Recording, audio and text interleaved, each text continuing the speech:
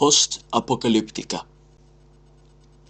One can draw several conclusions about a society based on the books, films, and music it creates and consumes. An example of this is how a society imagines its downfall. In the 1980s, many feared that a nuclear war would wipe out civilization. The fear was in short a part of the zeitgeist.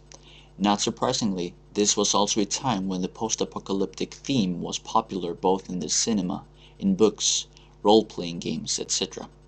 Movies like Mad Max: The Road Warrior was created during this time, and in Sweden the role-playing game Mutant became popular. The interest in how the world would look like after the disaster was huge, and it seemed more or less likely that the disaster would come in the form of nuclear missiles from above. It is interesting trying to trace what happened with the post-apocalyptic genre since the 1980s Road Warrior. Nuclear war is apparently now no longer viewed as the biggest threat, even if the conflict between the US and Russia quickly can change this. And instead other threats have come to be subject to similar movies. Zombie movies based on the threat from biological weapons and genetic engineering to run amok is, for an example, relatively numerous. The ecological crisis, climate change, also paints some future depictions. Many modern movies depict this, such as movies are 28 Days Later, I Am Legend, 28 Weeks Later, The Day After Tomorrow, Resident Evil, Dawn of the Dead, Idiocracy, Doomsday, Planet of the Apes, Matrix, War of the Worlds, but there's also many other movies from the 1980s and 1990s like Terminator, Attack from the Computers, The Postman, Waterworld, etc. There's obviously the game industry, which gives us Fallout 3, Stalker, Shadow of Chernobyl, and Clear Sky, the Half-Life trilogy, Hellgate, Earthrise, Rage, Left 4 Dead, Resistance, Fall of Man, Killzone, I Am Alive.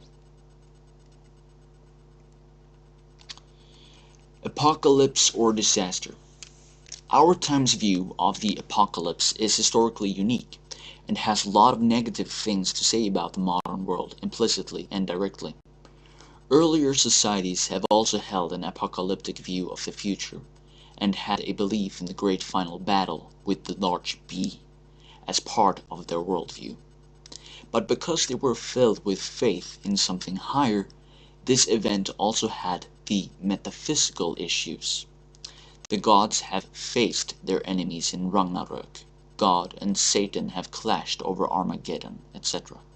This has also implicitly meant that the end, just as that which come before what led up to the great battle, was and still is meaningful and positive.